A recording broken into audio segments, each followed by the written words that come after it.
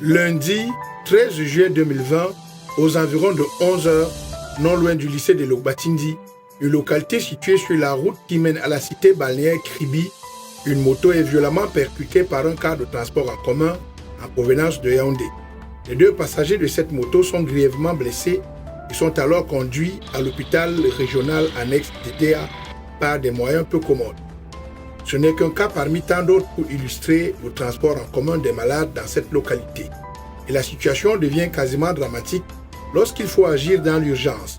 Le mort ou l'accidenté, dont le pronostic vital est alors engagé, ne tient qu'à un fil. Mais comment évacuer un malade à Edea? Cette question est difficile à répondre quand on sait que l'ambulance de cette formation sanitaire a rendu l'âme depuis longtemps sous le poids de l'âge. Mais il n'y a pas que l'ambulance qui souffre d'obsolescence. Les infrastructures et les équipements sont vétustes.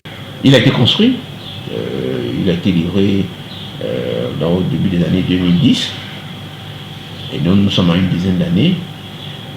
Après un certain moment, après la floraison, cet hôpital, comme tous les autres hôpitaux, subit une dégradation normale, naturelle, liée à son utilisation.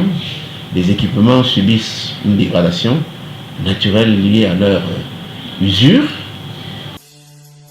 D'autres infrastructures de cette formation hospitalière tutoient les années d'indépendance, comme ce vieux bâtiment, aujourd'hui reformé en restaurant, ou cette clôture qui peine à résister à la moindre bourrasque. Mais cette avalanche d'incidents n'entame cependant pas la sérénité et la détermination de son top management. Le directeur de l'hôpital régional annexe d'Edea, le docteur Jean-Gustave Tchagadigi, reconnaît que sa structure hospitalière demande plus que jamais à être réhabilitée. Nous réfléchissons comment réhabiliter cet hôpital, réhabiliter la structure, l'infrastructure, réhabiliter les équipements.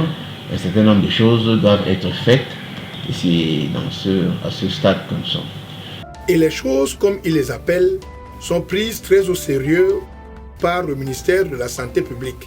Aujourd'hui même où je vous parle, je reçois une équipe du ministère de la Santé publique qui est venue évaluer un certain nombre de choses et pour prendre des mesures appropriées. Il n'y a pas que Yaoundé qui se mobilise pour que l'offre de santé atteigne l'optimum.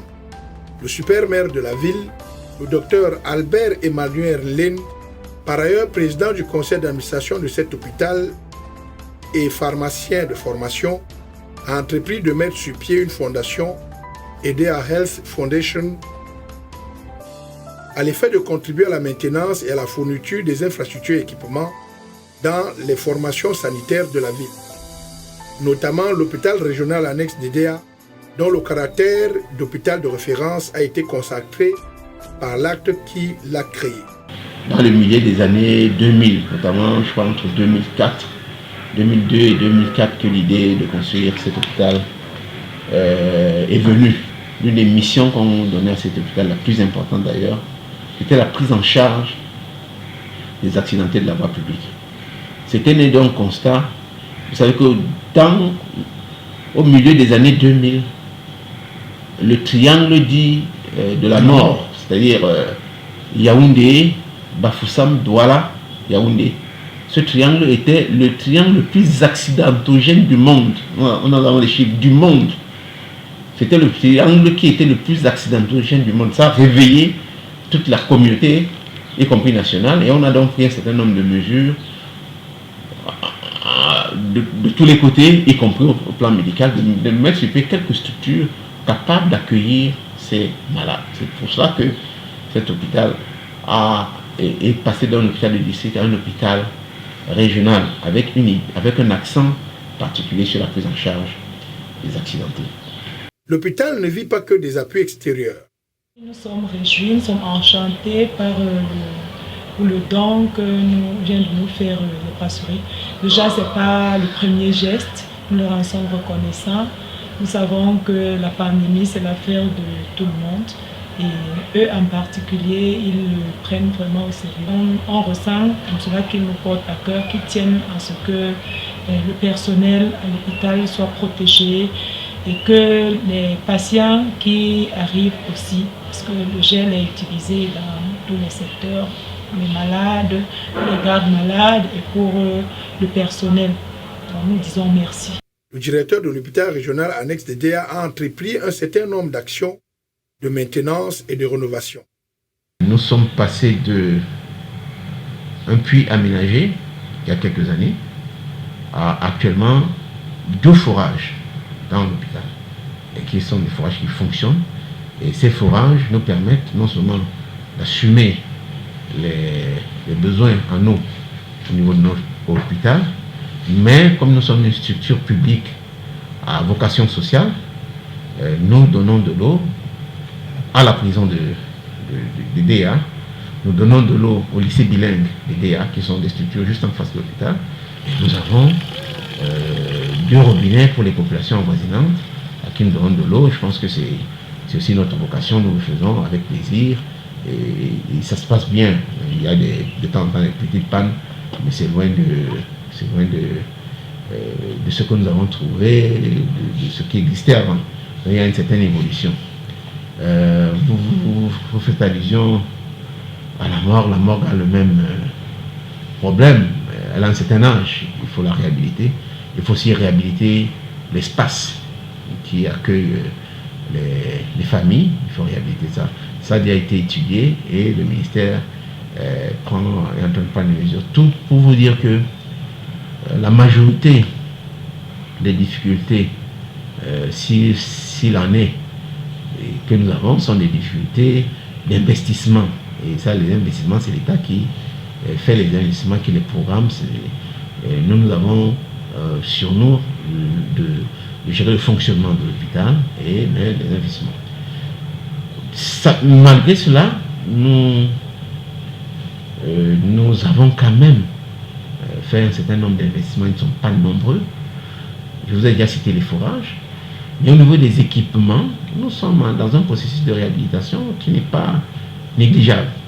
Nous avons un fauteuil dentaire très neuf que nous avons acquis l'an passé, qui est en très bon état, qui fonctionne très bien, c'est très très moderne.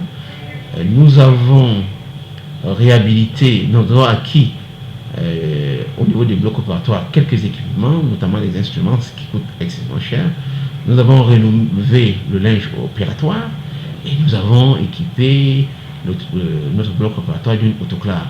Il y a encore des choses à faire, il y a des tables opératoires qu'il faut changer, mais nous sommes dans un processus où nous avons quand même renouvelé un certain nombre de choses.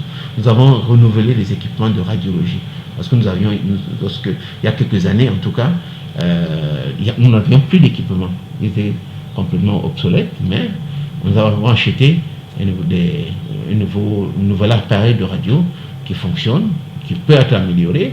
Nous pensons que cet hôpital doit avoir un scanner. Et nous avons y adressé ce problème. Nous pensons que ça sera résolu. Nous, au niveau des équipements, nous avons changé très récemment nos appareils de diagnostic en ophtalmologie, complètement, ils ont été complètement changés.